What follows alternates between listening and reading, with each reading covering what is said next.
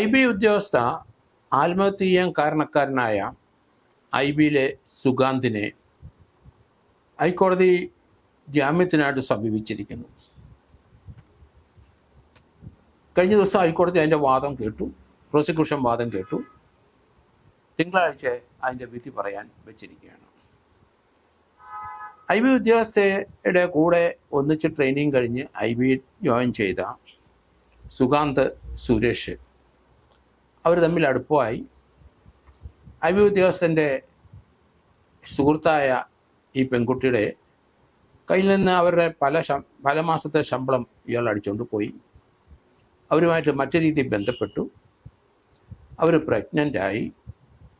അത് അബോർഷൻ നടത്തി. അതിനുള്ള തെളിവുകളൊക്കെ പോലീസ് കണ്ടെത്തി. അവർ മാർച്ച് 24 ചാക്ക റെയിൽവേ സ്റ്റേഷന്, പേട്ട റെയിൽവേ സ്റ്റേഷൻ അടുത്ത് ചാക്ക ITIക്ക് സമീപം അവിടെ വെച്ച് റെയിൽവേ ട്രാക്കിൽ അവർ മരിച്ചു കിടന്നു. അവരവിടെ ആത്മഹത്യ ചെയ്യുന്നതിന് തൊട്ട് മുമ്പ് അവരുടെ സുഹൃത്ത് സുഗാന്തിനെ പല പ്രാവശ്യം വിളിച്ചിരുന്നു. 1-2 ആഴ്ച കൊണ്ട് ഇവർ സുഗാന്തുമായിട്ട് സംസാരിക്കുമ്പോഴൊക്കെ താൻ ആത്മഹത്യ ചെയ്യും എന്ന IBയിലെ ഉദ്യോഗസ്ഥ പല പ്രാവശ്യം അയാൾക്ക് വാണിംഗ് കൊടുത്തു. അയാളപ്പം ചോദിക്കുന്നത് എപ്പോഴാണ് ആത്മഹത്യ ചെയ്യുന്നത്, എന്ന് ചെയ്യും എങ്കിൽ മാത്രമേ എനിക്ക് സ്വസ്ഥമായിട്ട് ജീവിക്കാൻ കഴിയുള്ളൂ, എനിക്ക് വിവാഹിതനാകണം. ഇതാണ് അയാളുടെ മുഷ്ക് നിറഞ്ഞ ആ മറുപടി. അയാൾ പല സന്ദർഭത്തിലും വാട്സാപ്പിലും മൊബൈൽ ഫോണിലൊക്കെ IB ഉദ്യോഗസ്ഥയായിട്ട് സംസാരിക്കുമ്പം ഇവിടെ താൻ കല്യാണം കഴിച്ചില്ല, ആത്മഹത്യ ചെയ്യും എന്ന് പറയുമ്പോൾ അയാളുടെ മറുപടി വളരെ നിസ്സാരമായി എപ്പം മരിക്കും എന്നാണ് ചോദിക്കുന്നത്. കാരണം മരിച്ചു കിട്ടിയാൽ എനിക്കൊരു നല്ലൊരു വിവാഹം കഴിക്കാം എന്നാണ് അയാൾ പറയുന്നത്. ഈ പ്രതിയായ സുഗാന്ത് അയാൾ ഈ പെൺകുട്ടിയോട് സംസാരിച്ചതെല്ലാം വാട്സാപ്പിലും സാധാരണ ഫോണിലൊക്കെ അത് ആത്മഹത്യ ചെയ്ത ഉടൻ തന്നെ അതെല്ലാം ഡിലീറ്റ് ചെയ്ത് കളഞ്ഞു. പക്ഷേ ടെലഗ്രാമിൽ കൂടെ ചാറ്റ് നടത്തിയിട്ടുണ്ട്. അതിനകത്ത് കൃത്യമായിട്ട് ചോദിക്കുന്നുണ്ട് എപ്പോഴാണ് മരിക്കുന്നത്, റിപ്പീറ്റ് ചെയ്ത് ചോദിക്കുന്നുണ്ട്. ആ പെൺകുട്ടിക്ക് മരണത്തേക്ക് തള്ളിവിടാൻ അത് കാരണമാണ്. താൻ കല്യാണം കഴിച്ചില്ലെങ്കിൽ ആത്മഹത്യ ചെയ്യുമെന്ന് പറയുമ്പം അതിനൊരു പ്രേരകമായ രീതിയിലാണ് അയാൾ സംസാരിക്കുന്നത്. അതുകൊണ്ട് പ്രേരണാകുറ്റം ഉറപ്പായിട്ട് നിലനിൽക്കും.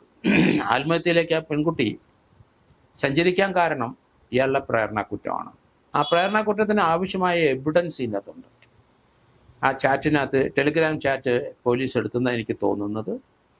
അതുപോലെ മറ്റു വാട്സാപ്പ് ചാറ്റുകളും അതുപോലെ മറ്റ് രീതി മെസ്സേജും എല്ലാം അയാൾ ഡിലീറ്റ് ചെയ്ത് കളഞ്ഞു. എങ്കിലും ടെലഗ്രാം ചാറ്റിൽ കൃത്യമായി പോലീസ്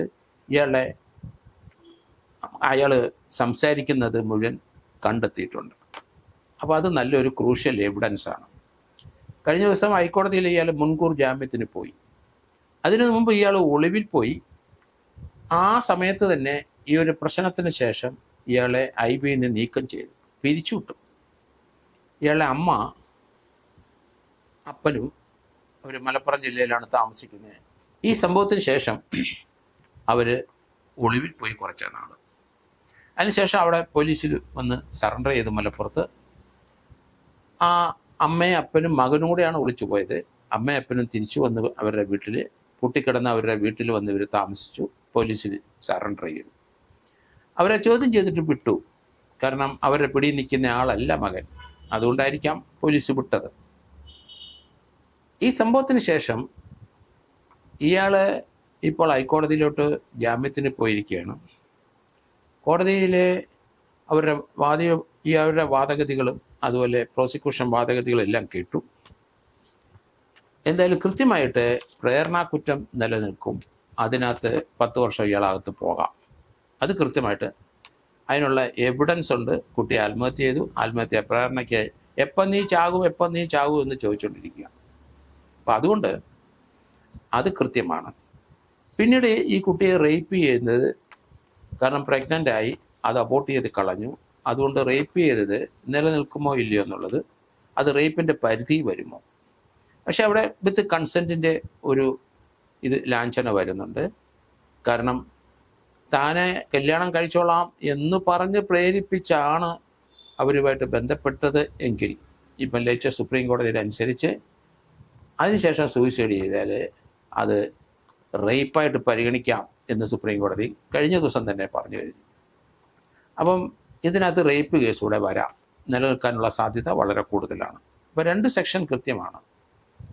അതേസമയത്ത് ഒരു ക്രിമിനൽ അബോർഷനിലോട്ടൊന്നും, കാരണം അത് രണ്ടുപേരും കൂടെ കൺസെൻറ്റോടുകൂടി തന്നെ ചെയ്തതാണ്. അതുകൊണ്ട് പിന്നെ കിഡ്നാപ്പ്, അവളെ തട്ടിക്കൊണ്ടുപോയി, അതും നിലനിൽക്കുമെന്ന് എനിക്ക് തോന്നുന്നില്ല. ഇതിനകത്ത് കൃത്യമായിട്ട് പ്രേരണ കുറ്റം അത് കൃത്യമായിട്ട് നിലനിൽക്കും. രണ്ടാമത് റേപ്പ്, സുപ്രീം കോടതിയിലെ ഇപ്പോഴത്തെ പുതിയ ലേറ്റസ്റ്റ് ആ ഡയറക്ഷൻ അനുസരിച്ച് ആ റേപ്പ് നിലനിൽക്കും. അങ്ങനെയാണെങ്കിൽ ശിഷ്ടകാലം മുഴുവൻ ജയിലിൽ കിടക്കാനുള്ള ഭാഗ്യം ഉദിച്ചു വരുന്നുണ്ടെന്ന് എനിക്ക് തോന്നുന്നു. കാരണം ഇങ്ങനെയുള്ളവന്മാർക്ക് ഇത് തന്നെയാണ് നല്ലത്.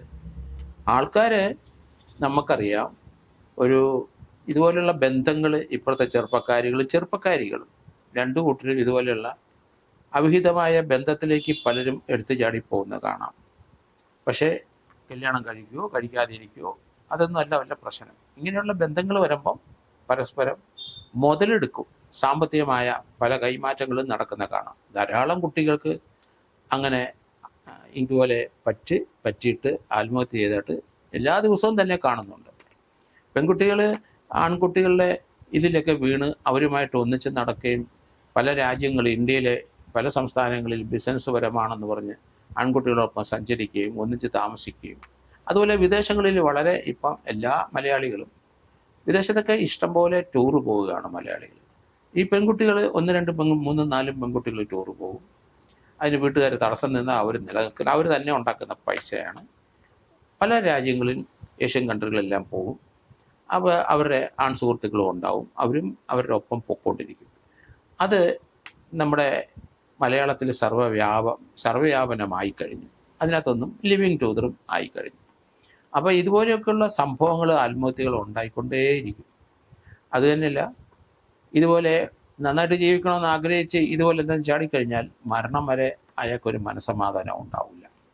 അയാൾ ഇനി ജയിലിൽ നിന്ന് വന്നതിന് ശേഷം ശിഷ്ടജീവിതം ഉണ്ടെങ്കിൽ അയാൾക്ക് വീണ്ടും കല്യാണം കഴിക്കാം. അല്ലെങ്കിൽ അദ്ദേഹത്തിൻ്റെ ഇപ്പോഴത്തെ ആഗ്രഹം, നീ പോയി നീ എപ്പോഴാണ് ചാകുന്നത് എന്നൊക്കെ ചോദിച്ച് ഉറപ്പുവരുത്തിയ ശേഷം ആ കുട്ടി ചത്തപ്പോൾ ഇയാൾ വിചാരിക്കണേ ഇയാൾക്ക് സുഖമായിട്ട് ഇനി കല്യാണം കഴിച്ച് ജീവിക്കാം എന്നൊക്കെയാണ്. ആ പഠിപ്പ് കൊണ്ടൊന്നും യാതൊരു വിവരവും ഇല്ല. വിവേകമായിട്ടും അവർക്ക് ചിന്തിക്കാൻ, ബുദ്ധിപരമായിട്ടും വിവേകമായിട്ടും ചിന്തിക്കാനുള്ള കഴിവ് ഇപ്പോഴത്തെ തലമുറയ്ക്കൊന്നുമില്ല. അതാണ് ഇതുപോലത്തെ ധാരാളം കേസുകൾ വരുന്നത്. എടുത്തു ചാടി സെക്സുമായിട്ട് അങ്ങ് പോകുകയാണ്. വല്ലവൻ്റെയും പൈസ നമ്മുടെ കയ്യിലുണ്ട്, അതുകൊണ്ടൊക്കെ അങ്ങ് പോകും. അതൊരു ചീറ്റിങ്ങും ഫ്രോഡും മിസ്അപ്രോപ്രിയേഷനൊക്കെയുള്ള കുറ്റമാണെന്ന് അവർക്ക് മനസ്സിലാകുന്നില്ല. അതിന് തരും, ഞാൻ എപ്പോഴെങ്കിലും തരാം, അയാൾ തന്നതല്ലേ എന്നുള്ള രീതിയിലൊക്കെ ചിന്തിച്ചാണ്. പണം എവിടെ കിട്ടിയാലും ഏത് വിധത്തിലും പണവും സ്വർണവും ഇപ്പോഴത്തെ തലമുറ അടിച്ചു മാറ്റിയിരിക്കും. അയൽവക്കത്തെ വീട്ടിലായാലും ശരി, അവർ ജീവനക്കാരനായിട്ട് ഏതെങ്കിലും സംസ്ഥാന സർവീസ് ഇരുന്നാലും ശരി, അവിടെയുള്ളതായാലും ശരി, ബാങ്കിൽ ഇരുന്നാലും ശരി, ബാങ്കിൽ നിന്ന് കുറേയൊക്കെ അടിച്ചു മാറ്റാൻ നോക്കും. അതുപോലെ സർക്കാരിൻ്റെ പണം ട്രഷറിയിലുണ്ടെങ്കിൽ അതും എടുക്കും. പിന്നെ സൊസൈറ്റികളിലൊക്കെ ഡിപ്പോസിറ്റ് ധാരാളം ഉണ്ട്. പല മേഖലയിൽ ഉള്ള ആൾക്കാർ അവിടെ വരും. അവർ പല തന്ത്രത്തിൽ ആ ജീവനക്കാരുമായിട്ട് ഒത്തുചേർന്ന് മറ്റുള്ളവരുടെ വേർപ്പിൻ്റെ ആ പണം നിക്ഷേപിച്ചിരിക്കുന്നത് അതും അടിച്ചു മാറ്റുന്നത് സർവ്വസാധാരണമായി.